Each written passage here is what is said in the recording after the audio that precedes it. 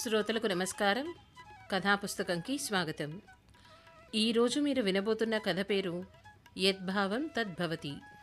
ఈ కథను రాసినవారు శ్రీ మట్టా సుగుణారావు గారు.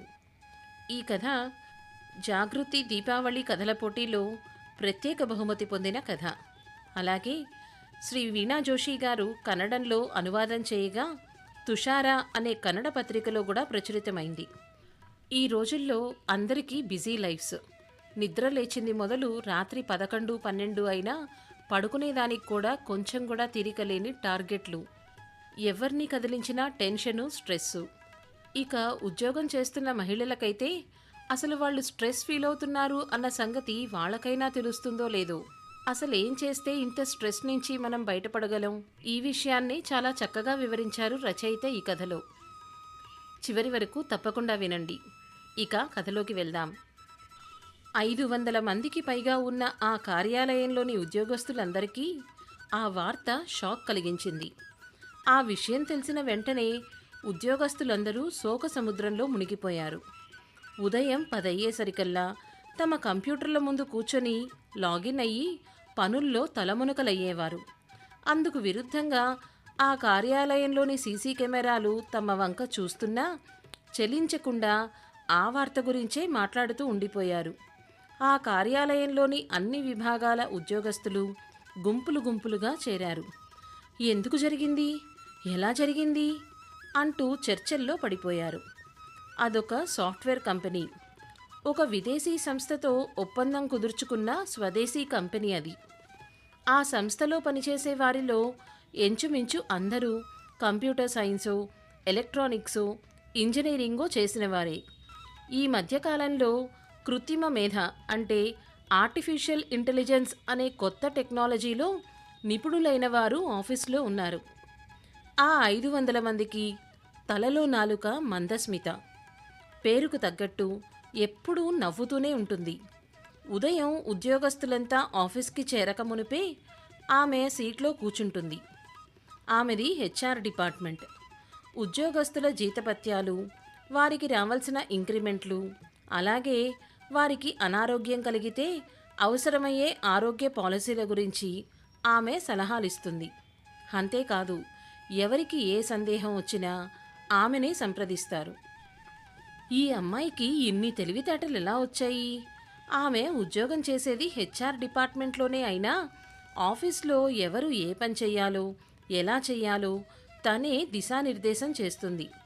ఆమెకి కలిగిన విషాదం ఏమిటో, ఎందుకు ఈ పని చేసిందో, ఆమె మరణవార్త విని హెచ్ఆర్ఎం డిపార్ట్మెంట్లో పనిచేసే ఆమె బాస్ వసుంధర ఎలా తట్టుకుంటోందో. కారణం, వసుంధరకి మందస్మితకి తేడా చూడలేరు వాళ్ళు. ఒకే ప్రాణం, 2 దేహాలు వాళ్ళవి. వాస్తవానికి వసుంధర ఆమెకి ఆఫీస్లో బాస్, హెచ్ఆర్ఎం టీంకి హెడ్. అయినా మందస్మితని తన కింద స్థాయి ఉద్యోగిలా కాకుండా సొంత కూతురిలాగానే చూసుకుంటుంది వసుంధర. ఉదయం ఆఫీస్కి వచ్చినప్పటినుంచి వసుంధర వెంటే నీడలా ఉంటూ ఆమె చెప్పిన పనులన్నీ చేస్తుంది మందస్మిత. అలా ఆఫీస్లో అంతా పనులు మానేసి మందస్మిత గురించి ఆలోచనల్లో ఉన్న సమయంలో ఆ ఆఫీస్కి అంతటికీ బాస్ అయిన షణ్ముఖరావు తన క్యాబిన్లో కూర్చొని తను ఆలోచనలో పడ్డాడు. ఎదురుగా అతని పిఏ మహాలక్ష్మి. అతనితో మాట్లాడుతూ హఠాత్తుగా అంది, వసుంధర మేడం నోట్లోంచి ఊడిపడ్డట్టే ఉంటుందండి మందస్మిత అంది. అవును, అది వాస్తవమే కదా. మందస్మిత ఈ ఆఫీస్కి వచ్చినప్పటి నుంచి వసుంధర గారే ఆమెకి శిక్షణ ఇస్తున్నారు అన్నాడు షణ్ముఖరావు. వసుంధర మేడం మా అపార్ట్మెంట్లోనే ఉంటున్నారు సార్. ఆవిడ దినచర్య అంతా నాకు కంఠోపాఠం అంది పిఏ. అవునట, మన ఆఫీస్లో ఎంత క్రమశిక్షణగా ఉంటుందో ఇంట్లో కూడా అన్నీ పద్ధతి ప్రకారం జరిగేట్టు చూస్తుందిట అన్నాడు షణ్ముఖరావు. జరిగేట్టు చూడ్డం కాదు సార్, తనే స్వయంగా చేస్తుంది. వసుంధర గారు ఉదయమే లేచి కాఫీ చేసి ఇంట్లో అందరికీ ఇస్తుంది. వాళ్ళ అమ్మాయి కూడా ఆవిడతో పాటే ఉంటుంది. కూతురు, అల్లుడు ఇద్దరివి సాఫ్ట్వేర్ ఉద్యోగాలే. 5 ఏళ్ల మనవడున్నాడు. ఆవిడ భర్త యూనివర్సిటీలో ప్రొఫెసరు. ఆయన ఉదయమే మార్నింగ్ వాక్కి వెళ్ళిపోతారు అంది మహాలక్ష్మి. మరి ఈవిడ వాకింగ్కి వెళ్ళదా అని అడిగాడు షణ్ముఖరావు. ఇంట్లోనే ఆవిడ వాకింగ్. ఇక పొద్దుట పూట వాకింగ్కి ఆవిడకి తీరికెక్కడ దొరుకుతుంది? అందరికీ టిఫిన్లు తయారు చేయడం, ఆఫీస్కి వెళ్ళే వాళ్ళకి మధ్యాహ్నం లంచ్ బాక్స్ సర్దడం, దాంతోపాటు మనవణ్ణి తనే స్కూల్లో డ్రాప్ చేస్తుంది అని చెప్పింది పిఏ.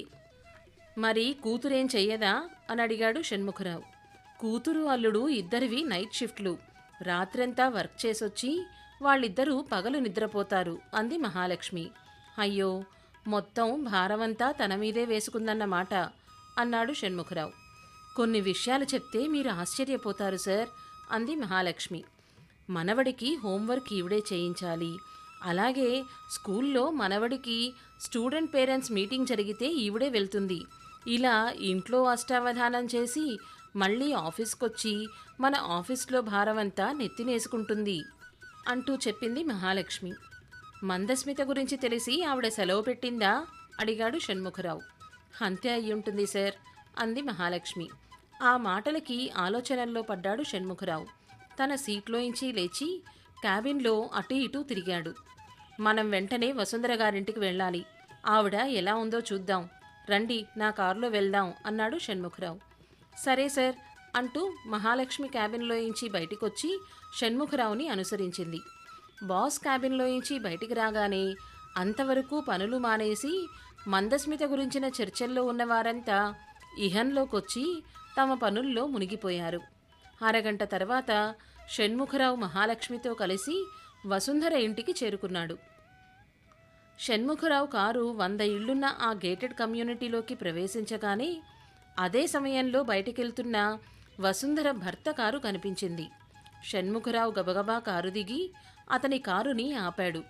సతీష్ గారు, మేము మీ ఇంటికే వస్తున్నాం అన్నాడు. వసుంధర నిద్రపోతోంది. ఇంట్లో ఎవ్వరూ లేరు. ఇప్పుడు దేనికి అన్నాడు సతీష్. మేడం నిద్రపోతున్నారా? ఓసారి చూద్దామని వచ్చాను సార్ అంది మహాలక్ష్మి. సతీష్ వారి వంక ఇబ్బందిగా చూసి, నేను యూనివర్సిటీకి వెళ్ళే టైం అయింది. తను నిద్రపోతోంది. మీరు మరోసారి వస్తే బాగుంటుందేమో అన్నాడు.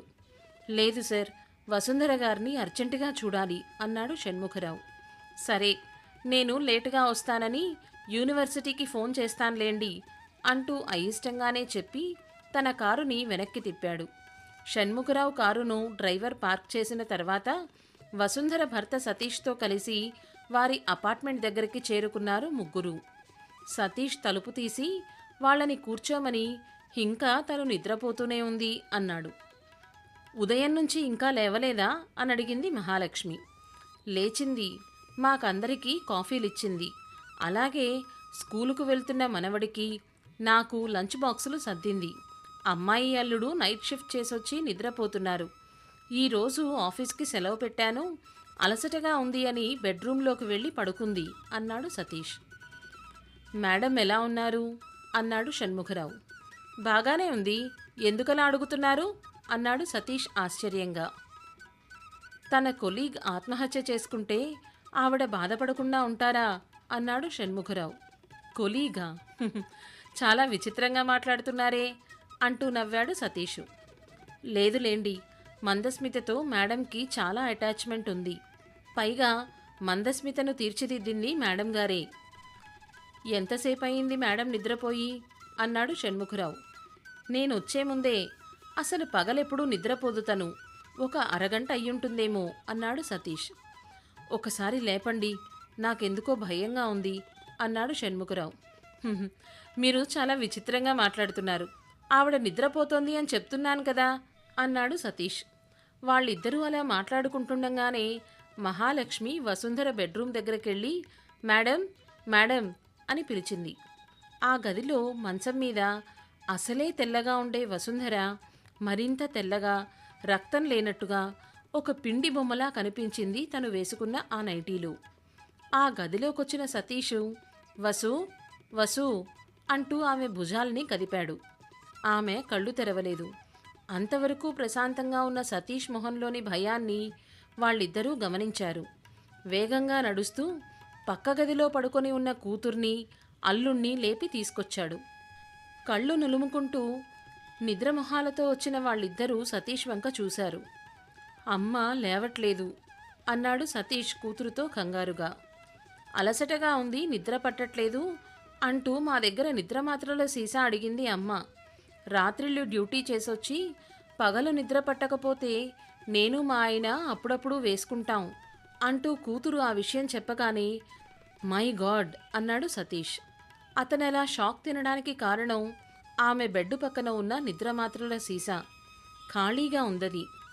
మీరిచ్చినప్పుడు ఎన్ని మాత్రలున్నాయి అన్నాడు సతీష్ కూతురు వంక భయంగా చూసి. దాదాపు 1/2 డజన్ మాత్రలు పైగానే ఉన్నాయి అంది కూతురు. వెంటనే సతీష్ అంబులెన్స్కి ఫోన్ చేశాడు. పావుగంటలో అంబులెన్స్ వారింటికి రావడం, వసుంధరని ఆసుపత్రికి తీసుకెళ్లడం జరిగింది. వారం రోజుల తర్వాత ఆసుపత్రి నుంచి క్షేమంగా బయటకొచ్చిన వసుంధరని చూడ్డానికి షణ్ముఖరావు, ఆమె ఆఫీస్ సహచరులు వారింటికొచ్చారు. వసుంధర లోపల గదిలో పడుకుంది. వసుంధర భర్త సతీషు వంటగదిలో నుంచి కాఫీ కప్పులతో వచ్చి కాఫీ కప్పులు అందించటం షణ్ముఖరావుతో పాటు మిగతా వారికి కూడా ఆశ్చర్యం కలిగించింది. ఆ ఇంటికి వచ్చిన సందర్శకులు ఎదురు చూడని దృశ్యం అది. కాఫీ తాగడం పూర్తి చేసిన షణ్ముఖరావు వంక చూసి, మీతో 2 నిమిషాలు మాట్లాడాలి సార్ అన్నాడు సతీష్. భార్య పడుకున్న గదిలోకి కాకుండా కూతురు అల్లుడు ఉండే బెడ్రూంలోకి తీసుకెళ్లాడు. మీ అమ్మాయి లేదా అండి అని అడిగాడు షణ్ముఖరావు.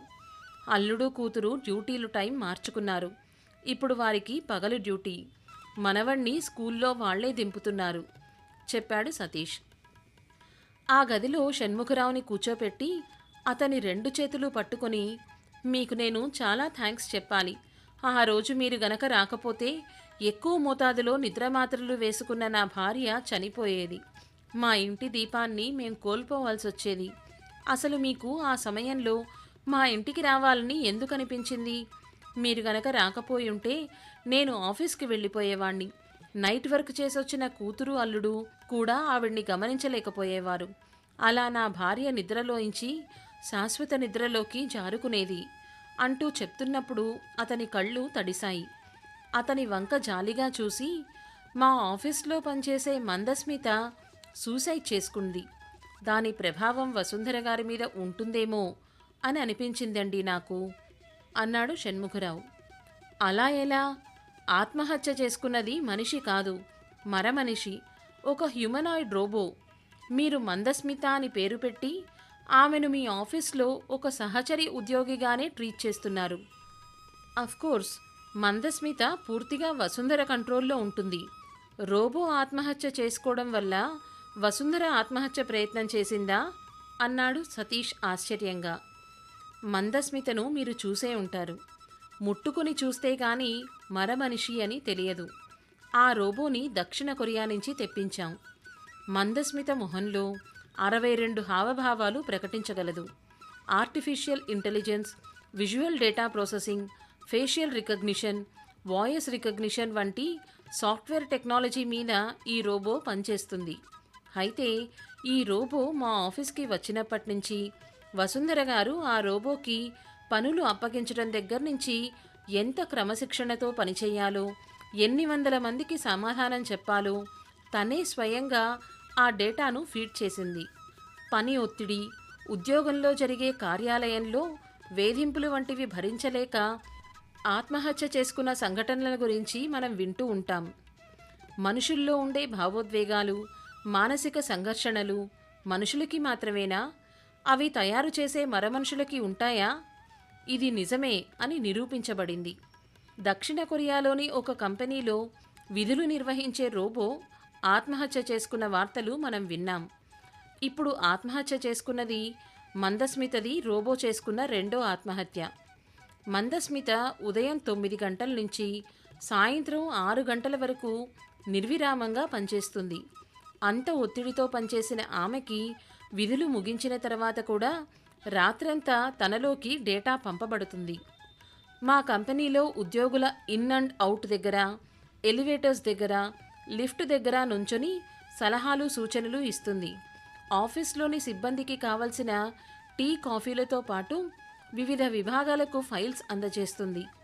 ఆత్మహత్య చేసుకునే ముందు రోజు సాయంత్రం రోబో ఆఫీస్లో పరధ్యానంగా తిరుగుతూ కనిపించిందని ఉద్యోగులు గమనించారు. ఉదయం 9 గంటలకి రోబో స్తబ్దుగా అయిపోయింది. ఏ సంకేతాలు లేకపోవడంతో ఆఫీస్ సిబ్బంది వెళ్ళి చూడగా బాల్కనీ నుంచి కిందకి దూకినట్లు అనిపించింది. అప్పుడు ఆ రోబోలోని డేటాను ఎనలైజ్ చేయగా అధిక పని భారంతో రోబో ఆత్మహత్య చేసుకున్నట్టుగా మా ఎనలిస్టులు ధృవీకరించారు. అయితే ఈ సందర్భంగా నాకు ఒక విషయం గుర్తొస్తోంది. ఇది ఎడారుల్లో జరిగే విషయం. ఎడారుల్లో నివసించేవారు ఒంటెల్ని ప్రయాణ సాధనంగా వాడతారు. దూర ప్రయాణాలు చేసేటప్పుడు ఎక్కువ రోజులకి సరిపడే నీరు, ఆహారాన్ని ఆ ఒంటెతో మోయిస్తారు.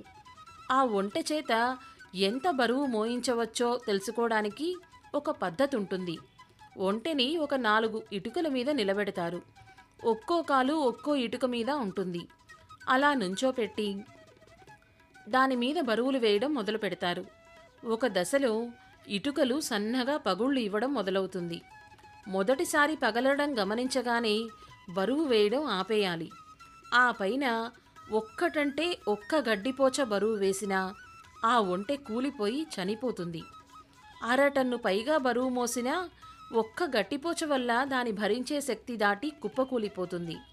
ఇది జంతువులకే కాదు, మరమనుషులకే కాదు, మనుషులకి వర్తిస్తుంది. ఈ శాస్త్రీయ సూత్రానికి మానసిక శాస్త్రవేత్తలు last straw on the camels back అని పేరు పెట్టారు. షణ్ముఖరావు చెప్పడం ముగించకుండానే ఆ గదిలోకి సతీష్ కూతురు ప్రవేశించింది. చేతిలో చిన్న డైరీ ఉంది. ఆమె కనుల నుంచి అశ్రుధారలు. ఏంటమ్మా, ఏమైంది అన్నాడు సతీష్ కంగారుగా. తండ్రికి డైరీని అందజేసింది కూతురు. భార్య రాసిన ఆ డైరీని చదివిన సతీష్ కళ్ళ నుంచి కూడా నీళ్లు జలజల రాలాయి. అవును, మీరేం చెప్పబోతున్నారో నాకు అర్థమైంది. వసుంధర ఆత్మహత్య ఎందుకు చేసుకోబోయిందో మీరెలా ఊహించారో నాకు పూర్తిగా అవగతమైంది అన్నాడు సతీష్ షణ్ముఖరావు వంక చూసి. ఒక్క క్షణం ఆగి మళ్ళీ చెప్పడం మొదలుపెట్టాడు. అవును, నువ్వే నేను, నేనే నువ్వు అనుకుంటూ వసుంధర మందస్మితతో మమేకమయ్యింది. వసుంధర ఇంట్లో ఉన్నంతసేపు ఇంట్లో వారి అవసరాలు తీర్చడం కోసం పనిచేస్తూనే ఉంటుంది. ఎవ్వరినీ ఏ పని చెయ్యనివ్వదు. ఇంటి భారమంతా మోసే ఆమె ఆఫీస్లోనూ పనులతో తలమునకలవుతుంది. ఇంట్లో పనిచేసినట్టే ఆఫీస్లోనూ అవిశ్రాంతంగా పనిచేస్తుంది. మనం ఏం విత్తుతామో అదే దక్కుతుంది అంటారు. యద్భావం తద్భవతిలోని పరమార్థం అదే. వసుంధర తన ఆత్మని మందస్మితలో ప్రవేశపెట్టింది. అయితే మీరు చెప్పినట్టు మనిషైనా మరమనిషైనా జంతువైనా ఒక స్థాయి దాటిన తర్వాత ఏ కొద్ది ఒత్తిడిని భరించలేరు. వసుంధర విషయంలో అదే జరిగింది. ఆఫీస్ పని ఒత్తిడి, ఇంటి పని ఒత్తిడి తట్టుకోలేకపోయింది. ఆ ఒత్తిడిలో నిద్రమాత్రలు వేసుకొని శాశ్వతంగా నిద్రలోకి జారుకోవాలనుకుంది అంటూ సతీష్ తన సంభాషణను ముగించకుండానే, నేను అడ్డు వస్తున్నందుకు క్షమించండి. మందస్మిత ఆత్మహత్య చేసుకోవడానికి కారణం ఏమిటో అర్థమైన తర్వాత నేను మొదటిగా భయపడింది వసుంధర గారి గురించే. నిరంతరం వసుంధరను అనుసరించే మందస్మితలో ఆత్మహత్య చేసుకోవాలనే భయంకరమైన ఆలోచన ఎలా వచ్చింది? మందస్మితలోని ఫీలింగ్స్ని, మరమనిషైన ఆ రోబో చర్యల్ని, ప్రతిచర్యల్ని నియంత్రించేది వసుంధరే కదా. అలా ఆలోచిస్తూనే నేను భయపడ్డాను. మందస్మితలో మొదలైన సూసైడల్ టెండెన్సీ గురించిన ఆలోచనలు వసుంధరవే. మందస్మిత పూర్తిగా వసుంధర ఆలోచనలతోటి, ఆమె బ్రెయిన్తోనే పనిచేస్తుంది అన్నాడు షణ్ముఖరావు. అవును, మీరు చెప్పింది వాస్తవమే. ఈ డైరీలో తను రాసింది అదే అంటూ చదవడం ప్రారంభించాడు. నేను నిరంతరం టెన్షన్ పడుతూ ఉంటాను. ఇంట్లో వారికి, బయట వారికి కూడా నా సహాయ సహకారాలు అందాలి అని ఆశిస్తాను. స్వయంగా మా ఆయనకి కప్పు కాఫీ ఇవ్వాలి, ఇంట్లో వాళ్ళకి నా చేతులతో వండి పెట్టాలి, మనవడిని స్కూల్లో దింపాలి, అదేవిధంగా అన్ని అవసరాలు తీర్చాలి. అయితే నేను ఈ 2 పనులు చేయలేకపోతున్నాను. చెయ్యలేననే ఒత్తిడి నాకు మరింత భారంగా అనిపిస్తోంది. నాలాంటి మనస్తత్వం ఉన్న మహిళలకు రిటైర్మెంటు చావుతోటే. అందుకే చావడానికి నిర్ణయించుకున్నాను. ఇది నేను సొంతంగా తీసుకున్న నిర్ణయం. ఇందులో ఎవ్వరి సంబంధం లేదు. ఇట్లు వసుంధర. ఇది డైరీలో వసుంధర రాసుకున్న మరణవాంగ్మూలం అన్నాడు సతీష్. సమయానికి మనం మెలకుగా ఉండడంతో ఆమె చావుని ఆపగలిగాం.